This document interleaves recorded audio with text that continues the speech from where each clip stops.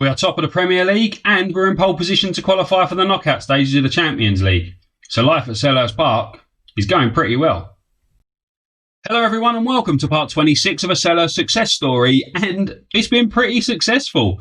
We currently top the Premier League, we are top of our Champions League group after 3 games, and we can pretty much put one foot in the door of qualification for the knockout rounds if we can beat Inter Milan in today's episode. If we look back at our fixture list, in the last episode we beat Zenit and Norwich. We followed that up with league wins over Newcastle, Aston Villa and Wolves. Scored 13 goals, conceded 1 in those 3 league games. There was also a victory over Chelsea in the League Cup, a 5-0 win at home to Ajax where Eberici Eze scored 3 goals, scored a hat-trick. Adam Plozek again on the score sheet. As you can see, like everything you click, Plozek's there, Plozek's there. He scores pretty much every game, really. We beat Ajax 5-0 in the Champions League. We beat Man United on penalties in the League Cup to reach the quarterfinal, and we've also had draws in the Champions League away to Inter. In a game where we had Joachim Andersen sent off in the first half, we went 1-0 down, just 35 minutes. And Inter were the better side. The first half, we didn't really show up at all. Then we had a player sent off. We reached half-time and I thought, right, this is going to go downhill pretty quickly. But it didn't. We come out in the second half and we were the better side for the entire second 45. But we got an equaliser but couldn't find a winner. And then Chelsea, we were the better side, took an early lead. They equalised with basically their first chance. They only had one other shot on target other than their goal, but again couldn't find the winner. But then we went to Man City in our last game and won 2-0. We were the better side. Adam Plozek and Eberici Eze again on the score sheet. And that leaves us sitting pretty at the top of the Premier League table. Played 10, 23 points. Goal difference of plus 19. We've won 7. There was obviously that defeat against Tottenham earlier on in the season, but that hasn't derailed us. Man City currently down in 11th, Arsenal in 8th. Man United and Tottenham are our closest challengers. And in the Champions League, we are top of our group with 7 points, 1-2 drawn 1. Inter just behind us, and Ajax and Zenit haven't won a game yet. So if we can win today and Ajax and Zenit draw, we're already through to the next round. We click team selection straight away because I've already sorted out my team for this game. It's going to be Lafont in goal, Livramento, Kaiki, Renan, Mitchell, McTominay, Camavinga, Elise, Karabek, Eze and Plozek. Joachim Andersen suspended after the sending off in the away game against Inter Milan. So Kaiki comes in for him, which is the only change from our last game.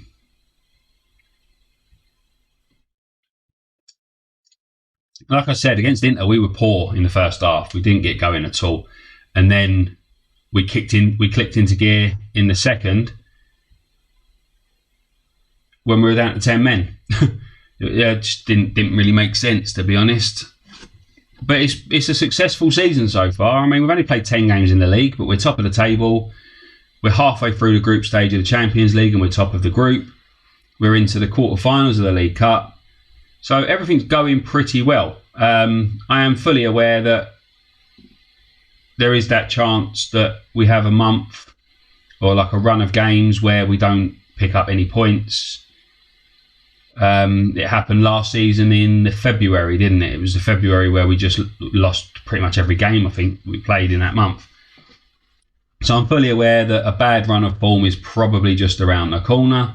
We have hit that point in the season where November the 1st hits and all your fringe players and squad players start asking for loan moves or saying they want more time, more playing time or they want to leave. No matter how well you're playing, you get some fringe player who only got like a 6.4 the last time he played, now wants to start every game or he wants to leave the club. Happens every 1st of November. It's really hard to actually build a decent squad in Football Manager.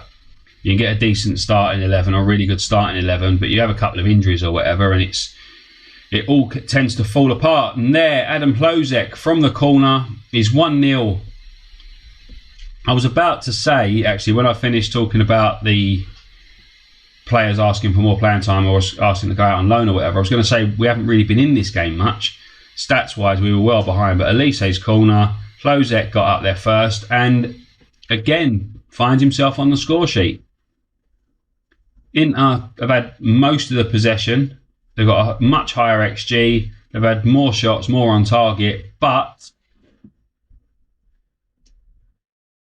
we are approaching the break a goal to the good, although Inter are looking like they're going to get an attack before the whistle goes for the half time.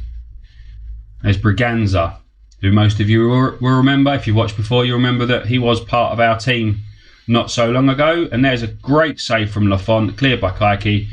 Yeah, Braganza was part of our team, one of our better players. Left because he wanted Champions League football. So he went to Inter Milan, and then we qualified for the Champions League. And as it stands, we're looking like playing them twice and not losing to them. But the fingers crossed that it doesn't all go a bit tits up in the second half. I'm going to say that was a very good first half performance. It weren't that great. We were a bit behind, but I'm going to boost the morale, give them a bit of motivation as we head into the second half. I mean, Inter have been all over us, really. 64% possession, 14 shots, 7 on target, 1.57 XG to our measly little 0.24. I'm going to need to take Elise and Karabek off because they look absolutely shattered, and we have got another game coming up soon. So if I bring Julian Alvarez on for Michael Elise, I can't really, can I? I'm going to have to put Alvarez where Karabek is and bring Cody Gakpo on because we haven't got any other wingers fit at the minute. Well, to be honest, I've only got the one in the squad. I could move Flozek out onto the left. Eze hasn't exactly set the world on fire in this game, has he? And he's 6.3. It's gone up to a 6.5 now. You can see at the minute Zenit are beating Ajax 2-1. So Zenit trying to keep their hopes of qualification to the knockout stages alive. Gakpo, ball over the top. Flozek burst into the box, and to be honest, it was tipped over, but it looked like it was going to end up in Rose Ed anyway. Alvarez swings the corner in, and it's cleared. One more sub to make.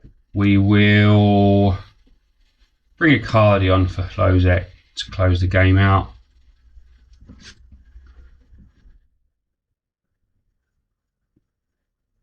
And that, ladies and gentlemen, is a 1-0 victory over Inter Milan and should pretty much secure us a place in the knockout stages. 10 points. We're now 6 points clear of Zenit with a 14 goal swing. So I would say that is us qualified. Well, to be honest, it is us qualified because we've got Ajax next, so Inter have to play Zenit. So only one of them can win. Ajax can't reach us, so we have qualified for the knockout stages, if my maths is correct. I'm not sure if it'll tell us. Yeah, there you go. Look, Crystal Palace qualified for the first knockout round. So in that case, I was going to show Champions League games against every single team in our group, but I don't need to show the Ajax one now. We've qualified for the knockout rounds, so the Ajax game isn't really that important. Neither is the Zenit one at the end.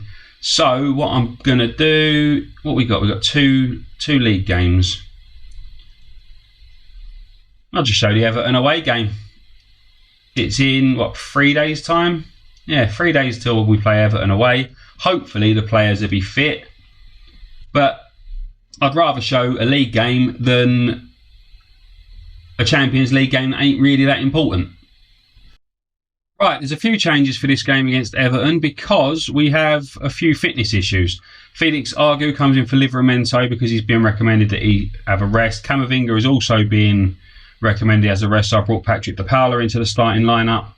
Joachim Anderson's fit again, back from suspension. He was suspended in the Champions League game, so he's in for Renan, and Kaiki moves over to the ball-playing defender. So we've got a couple of other players that are not totally 100%, like Flozek. He's tired. I'm going to start the game with Flozek, but chances are he doesn't even get to play in the second half. Same, Elise's tired, Karabek's tired, Eze's tired, Mitchell's tired. So it's going to be a struggle to get through this game, but I'm hoping that most of the players can get through without injury. There's an international break straight after this game, so I didn't feel the need to rest too many players. Although I know what football managers like, and the chances are that one or two of these players end up with an injury. But I wanted to start with the strongest team possible. I can't even get my words out. The strongest team possible for this game. Dominic Calvert-Lewin, the player that I look to sign in the summer. Hopefully he don't come back to haunt us. But yeah, there's no way you can really drop Plozek, Karabek, Elise, because they're slightly tired. I mean, we're only half an hour in though, and their heart things are right down really low.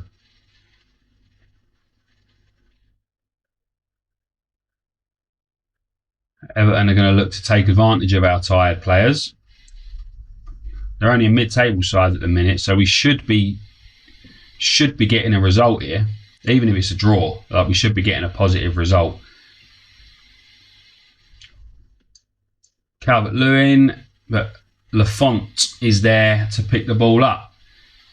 Looked like Calvert-Lewin might have been slightly offside anyway, so if he had scored, it might have gone to VAR. But Everton are looking like they're going to control this game, and there's Calvert-Lewin has hit the bar. It's all Everton at the minute. 73% of the possession. Most of the shots. I mean, we are a tired side, so I may need to. Well, I'm going to be forced to make changes and bring on a couple of substitutions, because they're not really, the players not really performing. I mean, Elise, Karabek, both on a 6.4. Eze's on a 6.5, Flozek 6.6. The midfield is a little bit higher, but nothing major. That's a deep cross that's dropped to Gordon, and Richarlison fails to hit the target. We've somehow managed to get to half-time level. I'm going to say I'm disappointed. Just have a look at the tie. Yeah, look, I'm going to need to. I think I'm going to take Karabek off for Alvarez as the first one. That'll do for now. Klozek will be coming off for either Icardi or Nketiah at some point. Man United's victory over West Ham and us only drawing sees us drop off the top of the table. Here's Klozek. Plays the ball to Elise, who's looked like he was going to lose it. McTominay plays it across, and Patrick De Paula can't really miss from there, can he? That's 1-0. Patrick De Paula touches the ball home in an open net. The build-up play, like Klozek there, he played the ball sort of wide. Elise had cut inside. It looked like Everton were going to regain possession, but McTominay comes through, little dink across, and Patrick De Paula, open goal. I think that might be his first goal for us. Not 100% sure. He might have scored before. I don't remember seeing his name pop up on the score sheet too much. I don't remember seeing him score. Is McTominay to Alvarez. Back to Argu. McTominay, Elise. Alvarez again, De Paula. Eze. finds Elise, who should have shot but played it to Argu, whose cross is cleared. Only as far as Tyreek Mitchell. McTominay again, Elise. Can't really find a way through at the minute. There's Flozek. Alvarez does find a way through, and Julian Alvarez finds the net. He hasn't really played much, Alvarez, because Flozek has been so good and Karabek has been so good in the shadow striker role. So I haven't really found a place for Alvarez yet, but he has come up trumps when called upon here. I'm going to make my other 2 substitutions. I'm going to take Klozek off. I don't want him to get injured. I'm going to bring Eddie Nketiah on. Actually, what I'm going to do is I'm going to play Nketiah out on the right and then put Icardi up front. That's what I'm going to do. I was going to bring Gakpo on for Eze, but I think I want to save Elise and Flozek. Don't want them to get injured because they are our 2 star players. So we might have started off poorly in this game and we've given away the lion's share of the possession, but as we hit stoppage time at the end of the 90 minutes, we are 2-0 up, and there's McTominay's clearance has been flicked on by Icardi. There was no one there. The defender didn't react, so Icardi has now gone and got it. And there's a 2-footed tackle from Mykolenko, and I think, yeah, there's a red card, Vitaly Mykolenko. 2-footed tackle, and Everton's day gets a little bit worse because they're down to 10 men. Stupid challenge, really. You're already 2-0 down. The player is basically near the corner flag. No need for that 2-footed challenge, was there? There's Eze. Tries to play Icardi in, but the ball is smashed out of play by Branthwaite, and that should be all she wrote for this game. Mitchell's throw into Alvarez, the Paula. Mitchell's going to swing a cross in. It's cleared. The referee's lost his whistle. Found it. 2-0. Have some of that. Alvarez and McTominay were our best players, even though Alvarez didn't come on till quite late.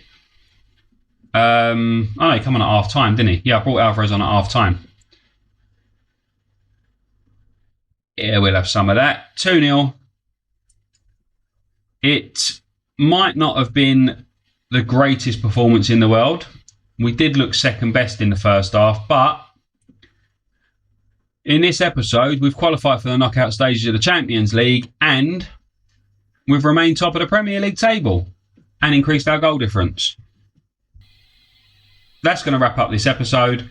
I will see you again next time. Thank you very much for watching. Subscribe, like, comment, all the good stuff if you want to. If not, hopefully I'll see you again next time. Take care. Bye-bye.